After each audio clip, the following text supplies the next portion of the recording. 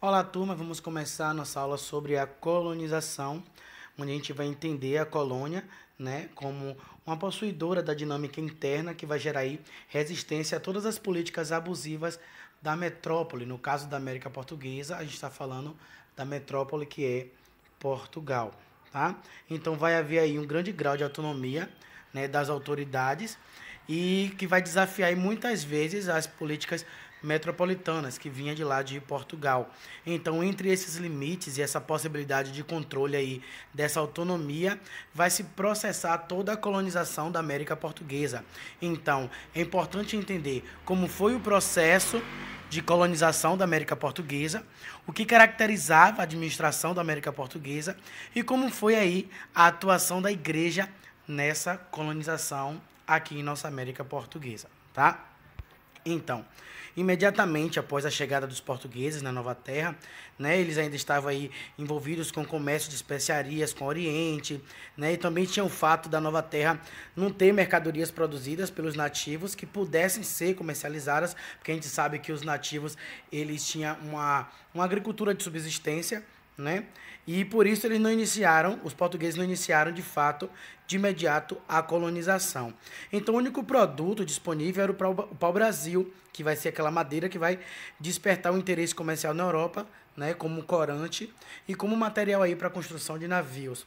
Então os portugueses vão decidir adotar nessa terra recém-descoberta um sistema asiático de exploração, que é a construção de feitorias ao longo da costa para comercializar o pau-brasil. Então, a mão de obra utilizada vai ser a mão de obra indígena, né, por meio aí do sistema de troca, né, que a teoria diz que é o sistema de escambo, que vai ser a troca de trabalho por objetos que encantavam esses indígenas que eram nativos na época. Então, o pau-brasil, monopólio arrendado aí da coroa portuguesa, vai ser sistematicamente contrabandeado durante todo o período da sua extração. Então, o pau-brasil ele vai atrair cada vez mais os contrabandistas, né? E as incursões de navios aí de outras potências nas costas brasileiras vai se tornar bastante frequente, né? E a coroa portuguesa vai temer aí que outras potências possam ocupar as suas terras, ou seja, a sua colônia. E além dessa preocupação, os lucros de Portugal com o comércio oriental vai cair gradativamente, né? E apontar aí para uma necessidade de obtenção de novas fontes de renda para a coroa. Então, a coroa ela não vai estar satisfeita, né, somente com o comércio do pau-brasil. E aí vai ser nessa conjuntura que Dom João III, que é rei de Portugal na época, e seus conselheiros vão considerar aí seriamente a necessidade de iniciar uma colonização sistemática dessa nova terra. Então vai abandonar o sistema asiático de exploração e na faixa de 1530 Dom João III ele vai enviar para a América Portuguesa Martim Afonso de Souza no comando aí de uma expedição composta de 5 navios de mais de 400 homens e que, além do propósito de defesa do litoral contra os navios estrangeiros, ele deveria aí fundar as vilas e pontos fortificados, ou seja, construir fortes, né, em toda a costa para estabelecer as primeiras bases permanentes de ocupação do território. Tá? Então a gente começa aí, uma obra descentralizadora, né, que vai ser as chamadas capitanias hereditárias. Então, para iniciar a colonização sistemática, o rei de Portugal ele vai optar por utilizar um sistema que já vigorava nas ilhas das costas africanas, que são as chamadas capitanias hereditárias. Contudo, era a primeira vez que vai aplicar aqui num território de dimensões continentais. Então, para tanto, os portugueses vão dividir a terra em faixas compreendidas entre o litoral e a linha imaginária do Tratado de Tordesilhas, né, que havia aí entre Portugal e Espanha, né? Vocês podem observar aí esse mapa, né, que vai mostrar a divisão das capitanias hereditárias, né, no ano de 1534. E aí você pode observar que é uma divisão de 15 faixas paralelas, né? O território colonial brasileiro ele vai ser iniciado aí numa administração por 12 capitães donatários. Do ponto de vista jurídico, o sistema ele vai ser regido pela carta de doação e que vai assegurar a posse da faixa territorial para o capitão donatário, cabendo à coroa aí o direito de propriedade, e havia também um foral que assegurava os direitos e os deveres do capitão. Dentre os direitos, vão se destacar aí a posse da faixa por herança, a criação de leis e impostos e a concessão da chamada Seis Marias. As Seis Marias vão ser os lotes de terras que deveriam priorizar o desenvolvimento da produção agrícola voltada para as necessidades europeias e do seu respectivo mercado. Então, as Seis Marias, elas vão caracterizar o regime de terras utilizado aí na América Portuguesa nessa época. Então, como deveres, a obrigação do pagamento de impostos, né, que é 10% sobre os produtos da terra, e o quinto sobre os metais preciosos, a promoção da catequese e a colonização da faixa com recursos próprios. Então, eram as obrigações, né, para quem recebia aí as faixas de terras. Então, do ponto de vista político, o sistema concorreu para o controle do domínio português na América, introduzindo aí a produção especializada em larga escala por meio da mão de obra escrava.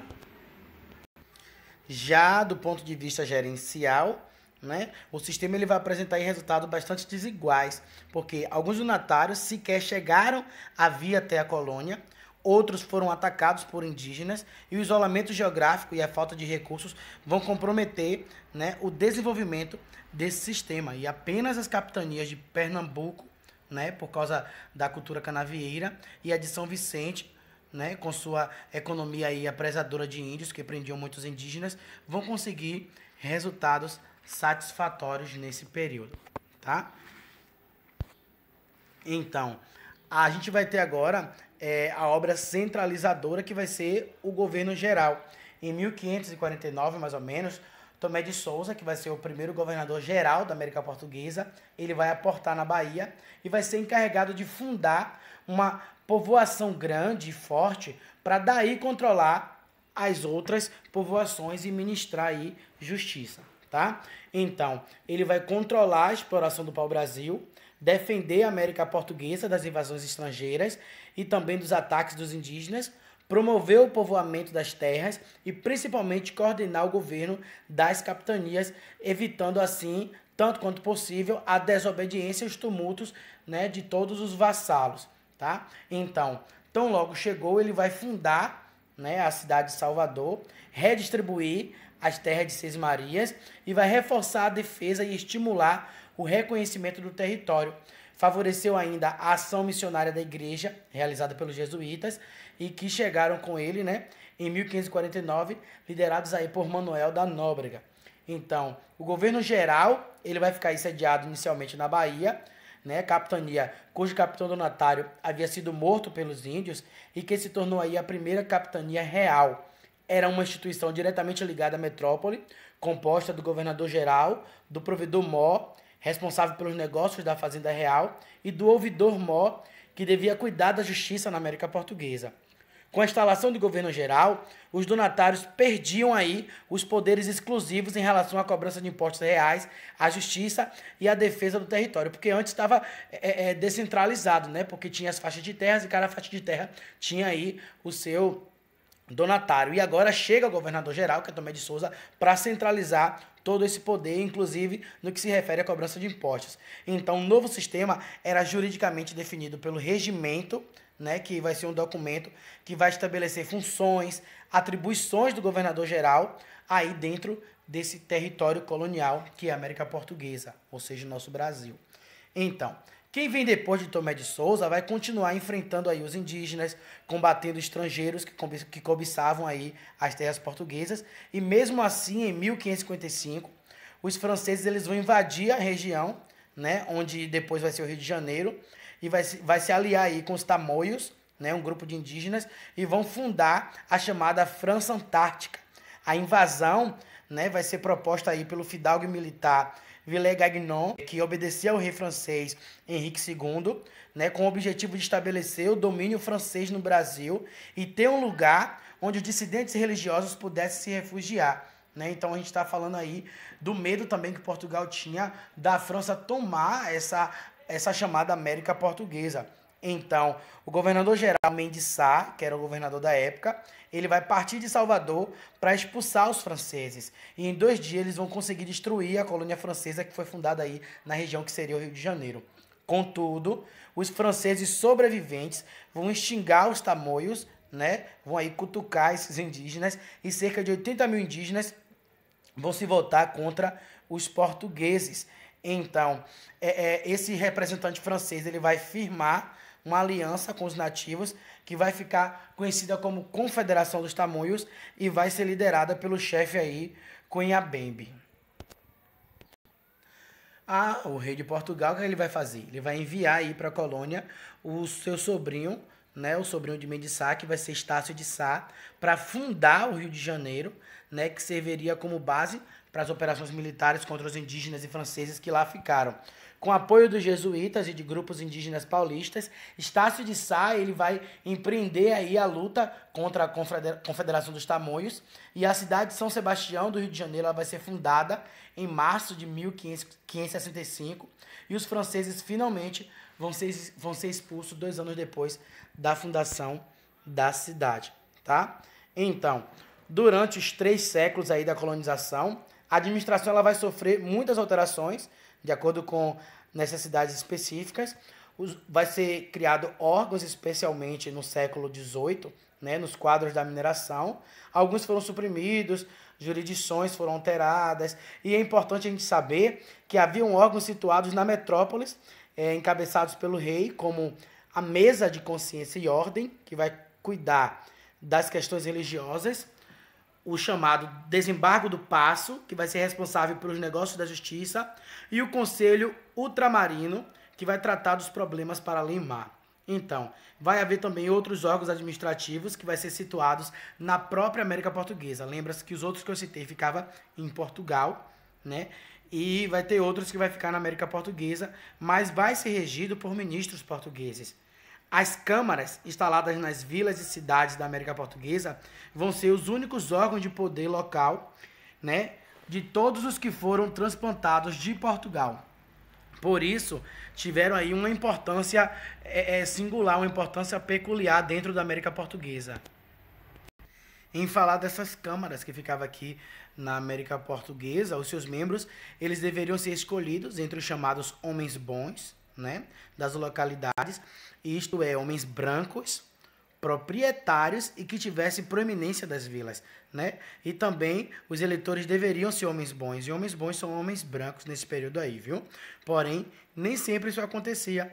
Muitas vezes os membros das câmaras, né, foram açougueiros, sapateiros, alfaiates e outros praticantes de ofícios variados nas vilas. Inclusive, os mulatos pertenceram às câmaras, muito embora esse fato fosse aí proibido nessa época, né?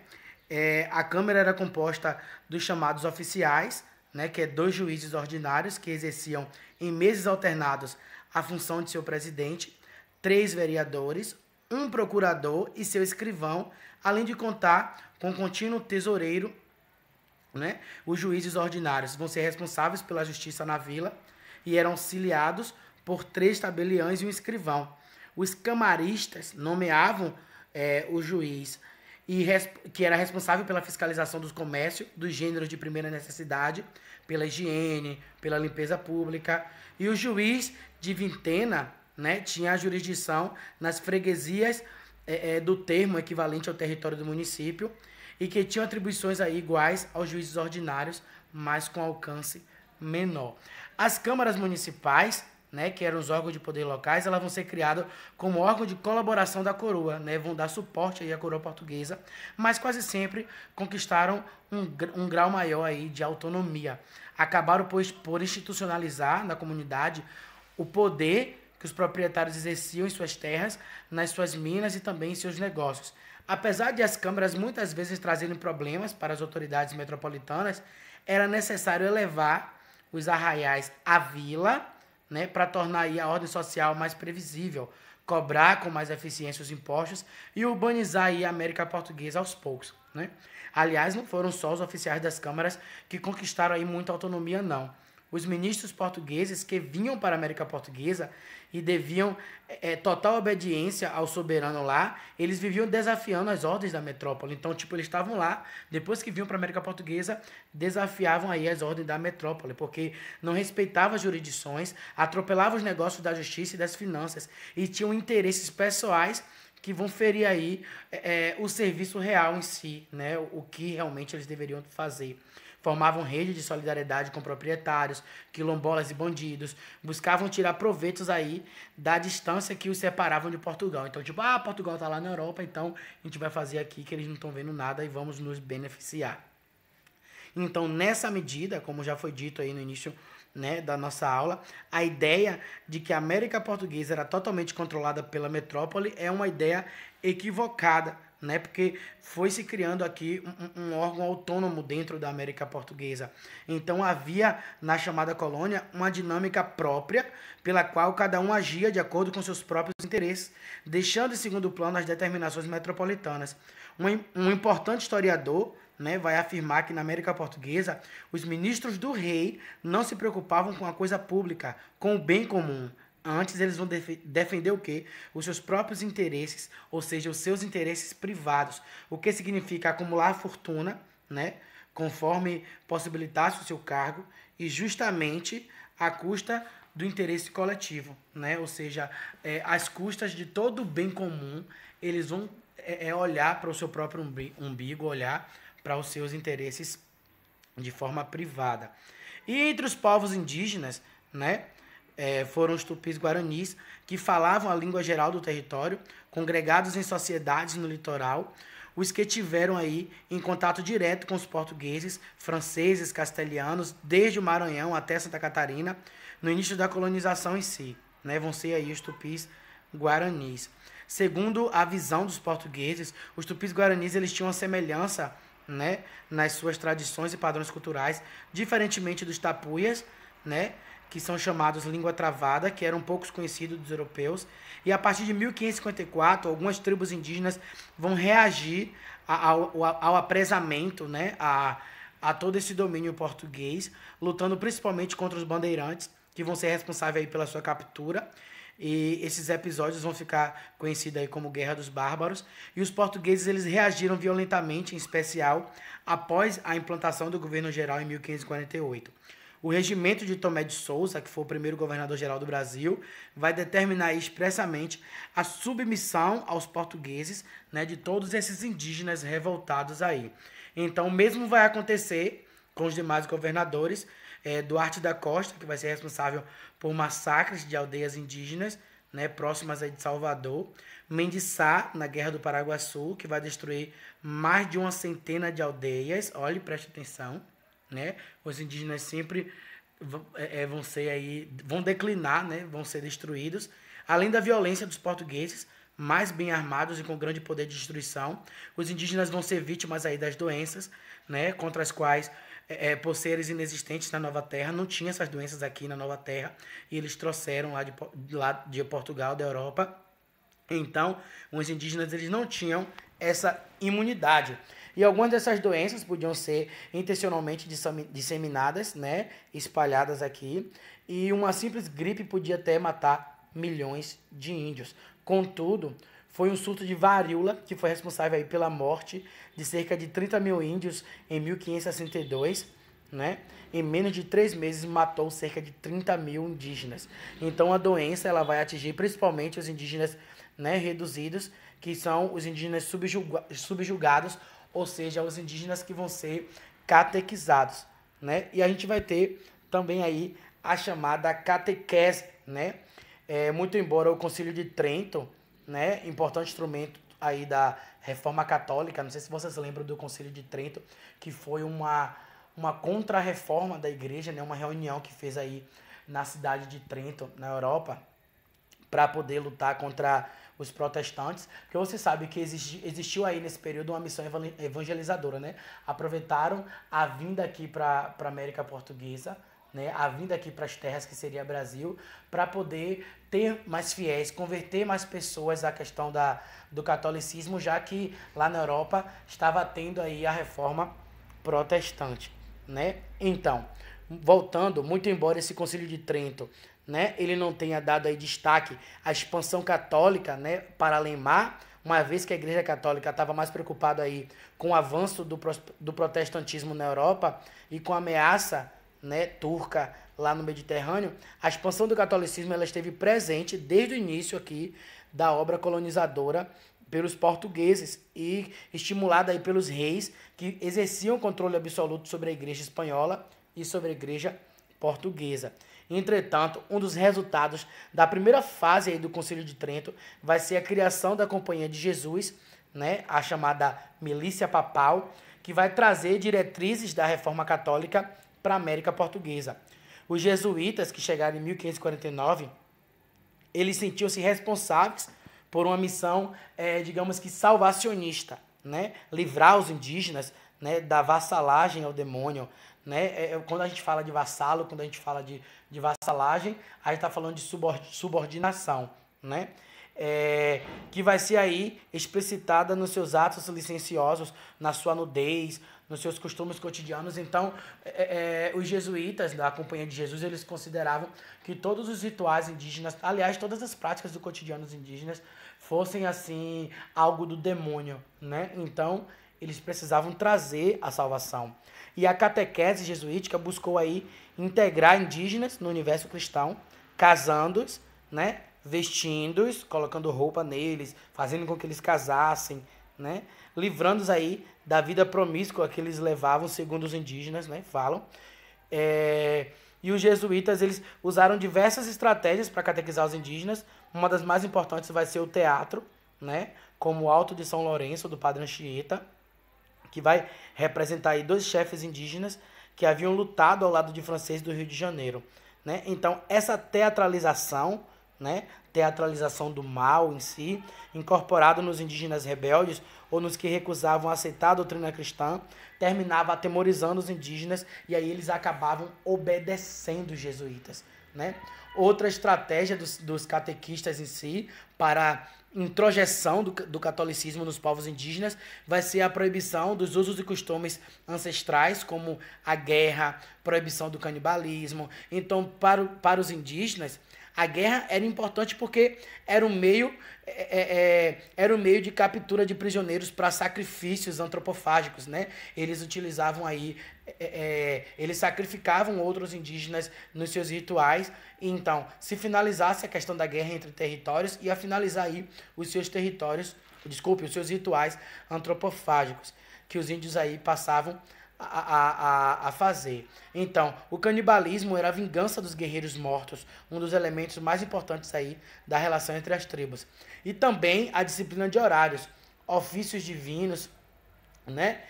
Introduzir aí nas tribos com o repicar dos sinos, a obrigatoriedade dos índios se vestirem, vai ser mecanismo que aos poucos os jesuítas vão utilizar para catequizar os indígenas, né? Ou tal horário tocou o sino, tem que fazer isso, tem que fazer aquilo. Então eles vão ensinando aos poucos. Claro que deve ter sido um choque aí inicialmente. Então, era a dificuldade de entender os costumes indígenas e suas tradições que levavam os jesuítas a demonizarem os nativos. Alguns acreditavam que os indígenas descendiam aí da família de Babel, né? Ou Babel é da Bíblia. Outros, como o padre Manuel da Nóbrega, asseguravam que a nudez dos nativos estariam ligada ao pecado de Cã, que seria o filho de Noé, amaldiçoado por seu pai ao vê-lo nu. Essa história está na Bíblia lá, em Gênesis, procura que vocês vão ver.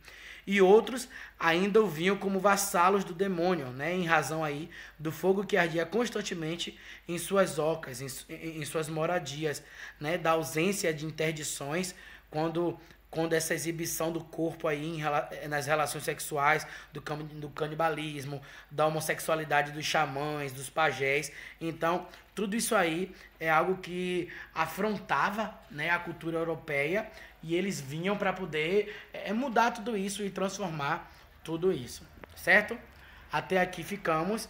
Essa foi uma visão aí desse início da colonização, como foi que se deu aí a partir de 1532, e a gente viu até essa questão da catequese aí dos povos indígenas, que foi a atuação da Igreja Católica.